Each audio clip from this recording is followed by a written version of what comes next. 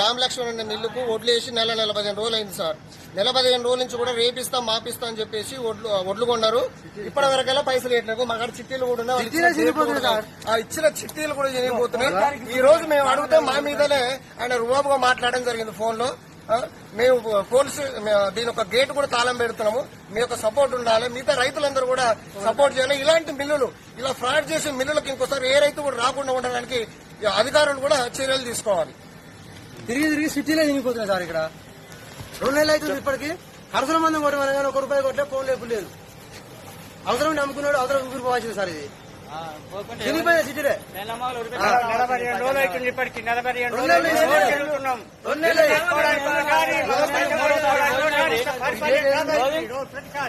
మూడో తారీఖు